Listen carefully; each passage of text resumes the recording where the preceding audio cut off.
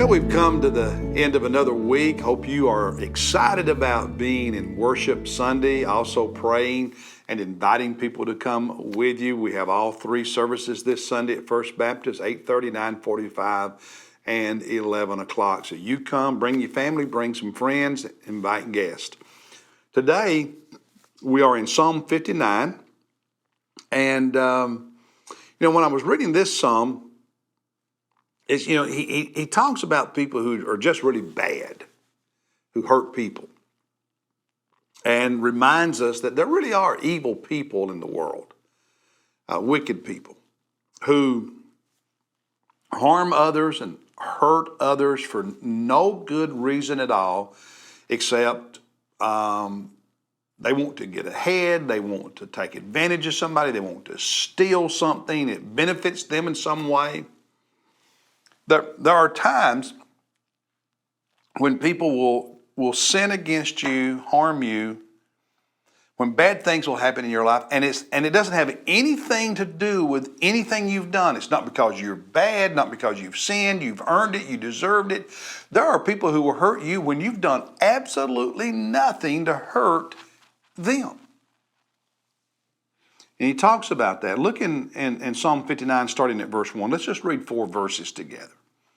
He says, "Deliver me from my enemies, O my God, and set me securely on high, away from those who rise up against me. Deliver me from those who do iniquity, and save me from men of bloodshed. For behold, they have set an ambush for my life. Fierce men launch an attack against me." Notice this at the end of verse 3. "They do this to me, not for my transgression, nor for my sin, O Lord." They're not doing this because I've sinned in some way. "For no guilt of mine," in verse 4, "no guilt of mine, they run and set themselves against me." They're doing this against me. It's not because I'm guilty of anything. And then he says, "Arouse yourself to help me and see."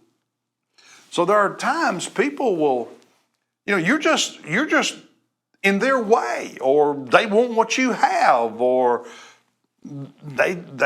it's not because of anything you've done. And he goes on in this psalm to pray that God will discipline them, punish them, judge them. But what's interesting in this one compared to some of the others is almost as if he's praying, "God, will you judge them by causing them to be caught in their own trap? By allowing their own actions to catch up with them, so to speak." Look at verse 12. He says, "On account of the sin of their mouth and the words of their lips, let them even be caught in their pride."